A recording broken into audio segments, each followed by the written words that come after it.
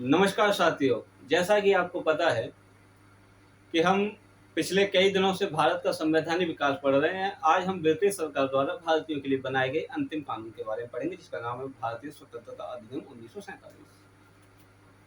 इसका थोड़ा पृष्ठभूमि को जान लेते हैं कि अगस्त 1940 में अंग्रेज भारतीयों के लिए अगस्त प्रस्ताव लाते हैं। अगस्त प्रस्ताव एक ऐसा दस्तावेज था जिसमें पहली बार यह स्वीकार किया गया कि भारतीयों के लिए एक संविधान सभा का निर्माण किया जाएगा, परंतु संविधान सभा में अधिकतर सदस्य भारतीय होंगे। इस बात को भारतीयों को रास नहीं आई और उन्होंने इसका विरोध किया, क्योंकि और विरोध का करने का कारण था कि जब संविधान हम भारतीयों के लिए बनेगा तो संविधान सभा में सभी सदस्य भारतीय होने चाहिए, लेकिन अंग्रेज इस बात को कह रहे थे कि अधिकांश सदस्य भारतीय होंगे, जो कि बात गलत भी थी।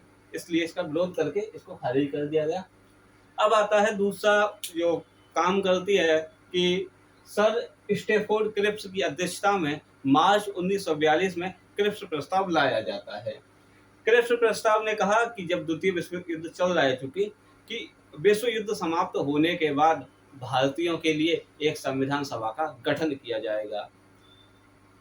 युद्ध समाप्त होने के बाद, और हम जीत गए तब, और हार गए तो क्या होगा, और युद्ध में तुम्हारी स्थिति और बेकार होगी तो क्या होगा। तो इस बात का भी अंग्रेजों ने मतलब भारतीयों ने विरोध किया कि भाई ये नहीं चलेगा कि युद्ध समाप्ति के बाद अगर संविधान सभा का गठन करना है तो अभी करो।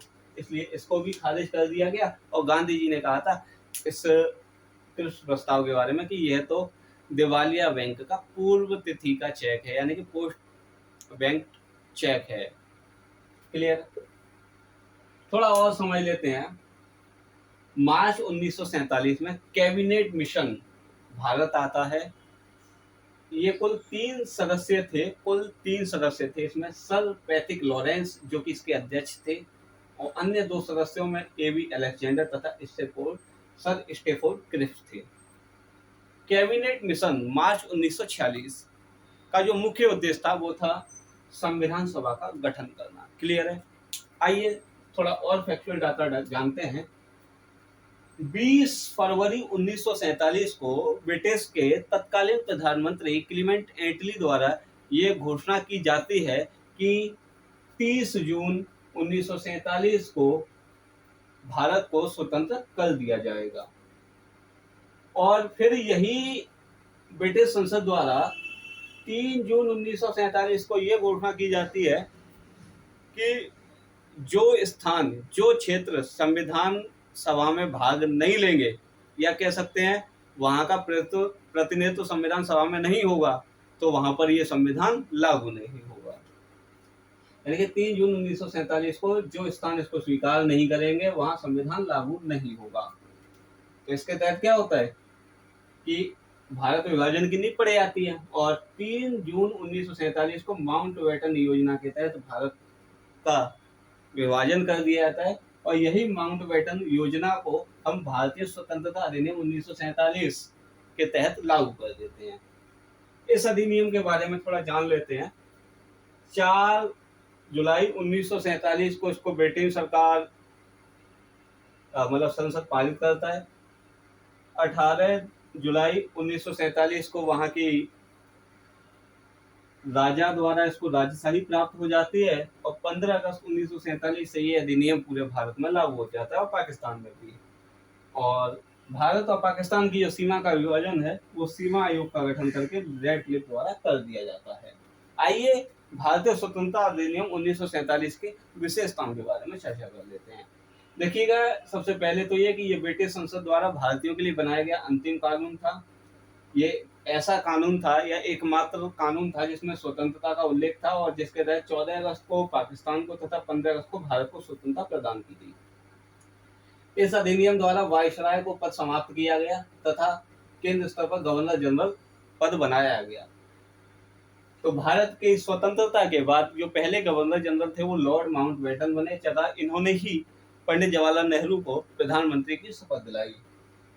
भारत सचिव जो कि ब्रिटिश संसद में हुआ करता था, भारत सचिव के पद को समाप्त किया गया तथा पूरे भारत में भारत विभाजन लागू किया गया, जिससे पाकिस्तान और भारत दो नए स्वतंत्र राज्य बने। देशी रियासतों को ये छूट दी गई कि वो या तो भारत में शामिल रहें या पाकिस्तान में शामिल रहें या अपना स्वतंत्र अस्तित्व रखें। भारत का सम्राट जैसे पद को समाप्त किया गया। और एक मुख्य जो बात यहाँ थी कि 15 अगस्त 1947 को भारत को स्वतंत्रता मिलती है, अर्थात भारतीय स्वतंत्रता अधिनियम 1947 लागू किया जाता है। और संविधान सभा की जो पहली बैठक है वो 9 दिसंबर 1946 को होती है और संविधान बनकर तैयार हो जाता है तथा जिसे 26 जनवरी 1950 को लागू किया जाता है। इधर स्वतंत्र भारत की जो संसद थी उसे हम 13 मई 1952 को पहली बैठक करते हैं। तो इस अवधि के बीच में कौन सा अधिनियम लागू रहेगा, इस बात का भी उल्लेख हम ये कर देते हैं कि भारतीय स्वतंत्रता अधिनियम 1947 में ये उल्लेख था कि भारत शासन अधिनियम 1935 लागू रहेगा। क्लियर है यहाँ तक? बाकी का ये भी उल्लेख था इसी अधिनियम में कि जो संविधान सभा है वही अंतरिम संसद के रूप में कार्य करेगी। ये बातें आपको समझ में आई होंगी। अब जितना भी भारत का संवैधानिक इतिहास था उसे हम थोड़ा बहुत कंप्लीट कर चुके हैं, जो कि पॉलिटी के लिहाज से महत्वपूर्ण था। अब एक मास्टर वीडियो आपके समक्ष रखा जाएगा जिसमें भारत के संविधान विकास के लगभग सभी अधिनियमों की चर्चा कर दी जाएगी। क्लियर है? और उसके बाद में हम स्टार्ट करेंगे भारत की संविधान सभा। आपको यहाँ तक बातें समझ में आई होंगी। बने रहिएगा साथ। जय हिंद, जय भारत।